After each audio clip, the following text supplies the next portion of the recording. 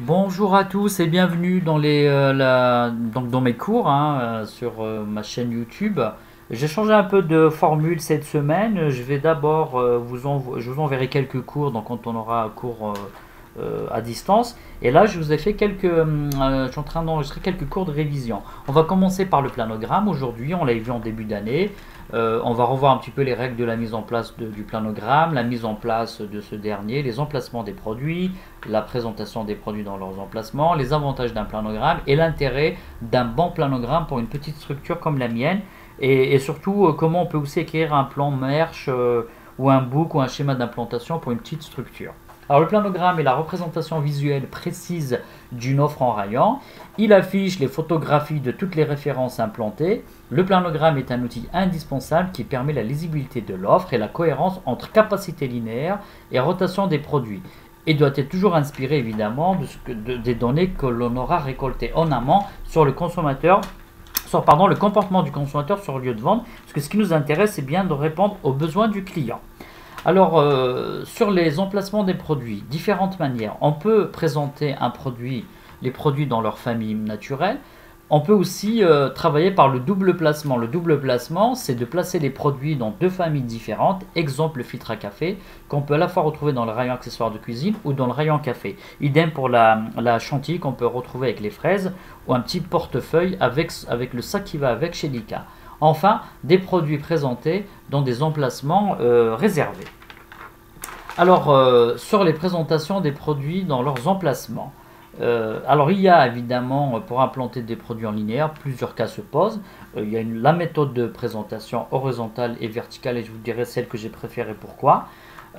Choix des niveaux, ils sont 4 et on verra les deux qui nous intéressent. Et le cas spécifique des bouts et têtes de gondole qu'on verra à la fin avec certaines images de supermarchés. Alors voilà, revenons un peu sur la présentation verticale. C'est celle qui m'intéresse le plus. Alors, il s'agit de présenter les produits sur toute la hauteur du meuble, d'accord, sur tous les niveaux du meuble si vous voulez. Je la préfère pour plusieurs raisons. Alors, premièrement, lisibilité. Chaque famille est clairement séparée de l'autre. Une lecture facilité du rayon, du linéaire. Lisibilité simple et efficace pour le client. Il ne perd pas de temps. Quand il cherche, il trouve ce qu'il veut. Ensuite, le flux de circulation. Le client n'aime pas revenir en arrière, surtout avec un caddie plein. Et puis c'est une perte de temps pour lui. Et c'est à la fois frustrant et vous le savez, énervant d'arriver en caisse ayant oublié des produits. Une recherche verticale plus efficace. Pourquoi? Parce qu'une fois arrêté, le client déplace son regard verticalement pour trouver le produit recherché dans la famille qui l'intéresse pour ne rien oublier. Autrement dit, nous agissons un peu tous de la même façon dans notre manière d'observer les rayons. Je vous ai fait ici une petite implantation verticale du café Dolce Gusto. Donc une photo un peu montage qui est exagérée de mon café préféré. Mais j'ai mis en avant les couleurs des boîtes pour bien les différencier et vous faire bien voir qu'elles sont rangées de haut en bas. Alors on voit bien ici pareil, idem sur une vraie photo d'un linéaire avec les couleurs des lessives, on voit bien qu'elles sont rangées verticalement.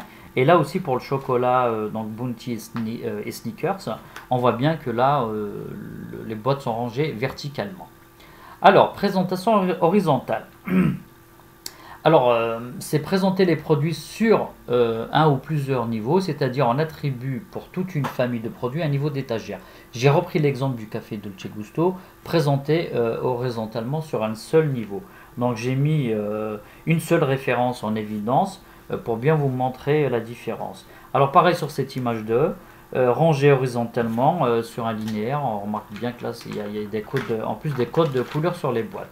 Alors ce qu'il faut bien retenir, c'est que dans la réalité, on combine très souvent les deux présentations, horizontale par format et verticale par marque et sous-famille.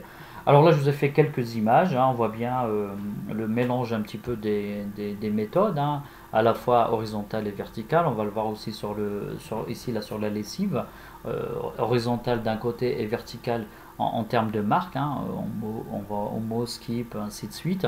Alors sur une image donc, de bière, dans le rayon alcool, on retrouve un petit peu la même présentation. Attention, l'abus d'alcool est dangereux pour la santé, à consommer avec modération.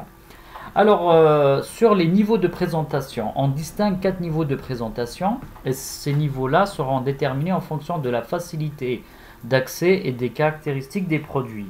Alors, il y a 4 niveaux, mais il y a bien que 2 niveaux qui nous intéressent et je vais vous expliquer pourquoi. Alors, le niveau des pieds, niveau le moins favorable, il est privilégié pour des articles d'appel et des produits volumineux. Niveau des mains, plus intéressant, réservé pour les produits indispensables, les produits complémentaires et les produits dont la demande est très élevée. Niveau des yeux, un des plus intéressants, réservé pour les produits rentables, nouveaux produits à forte image de marque et de notoriété. Et puis on aura le niveau, des chapeaux, donc privilégié pour les produits dont le packaging est capable d'être opéré de loin, mais un peu moins intéressant. Certains disent qu'il y a 3 niveaux, certains collègues.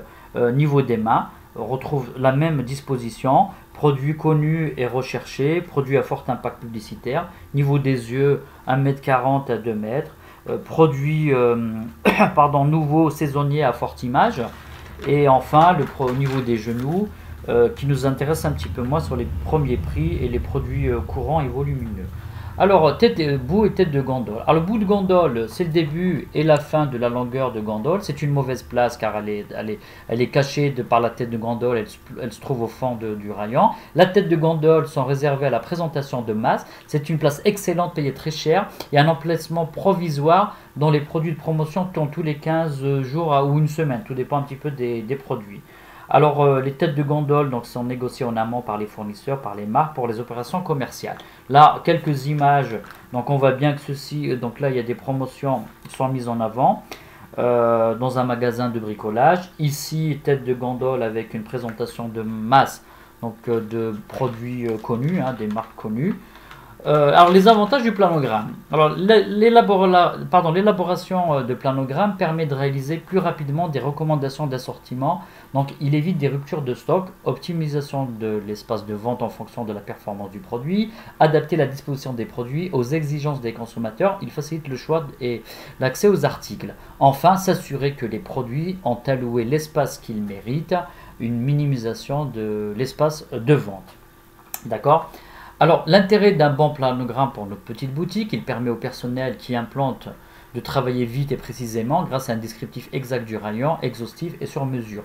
Il évite les recherches des produits, les erreurs de mobilier, les capacités linéaires insuffisantes. Il permet un rayon lisible pour le client. Le planogramme est l'aboutissement d'un merchandising efficace.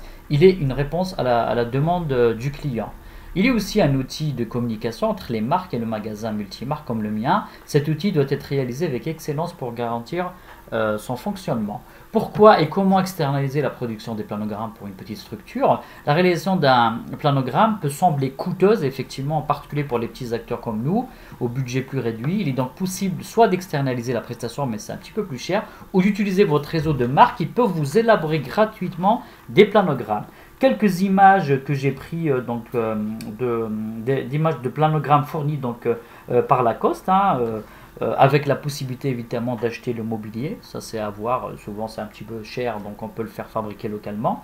Chaque marque souhaite se mettre en avant, ce qui est sûr, c'est ça, pour être vu, et propose souvent un mobilier adéquat. L'idée, en fait, c'est de vous aider à la mise en rayon et à augmenter les ventes. Et c'est valable pour le prêt-à-porter, pour la maroquinerie, l'accessoire, le sport. L'intérêt des marques, c'est que vous vendiez plus. Pourquoi? Parce que plus vous allez vendre, plus vous allez faire du réassort. Autrement dit, plus vous allez commander de la nouvelle marchandise.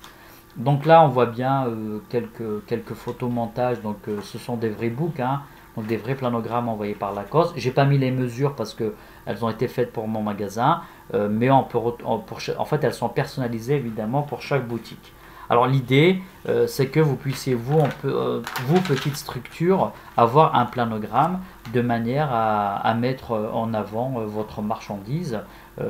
C'est que chaque marque veut un peu se distinguer, surtout dans un magasin comme le mien, comme Sport Loisirs, comme Pluriel, où ce sont souvent des magasins multimarques. Voilà. Donc on arrive un petit peu à la fin du cours, j'espère que ça a été intéressant. Alors ce que je voulais rajouter, c'est que les règles d'implantation sont propres à chaque enseigne. Elles dépendent de la politique d'enseigne, du type de mobilier, de la rentabilité. Chaque magasin a ses clés de répartition afin d'affecter à chaque zone du rayon une surface de vente et pour élaborer la présentation. Nous devons prendre en compte, bien entendu, le comportement d'achat du consommateur. Donc, il n'y a pas vraiment de répartition type, d'accord. Enfin, les règles d'implantation sont comment dire, sont à déterminer aussi par vous, parce que c'est vous qui connaissez votre client. Voilà, on arrive un peu à la fin du cours. J'espère que ça vous a intéressé. Donc, n'hésitez pas à commenter et partager.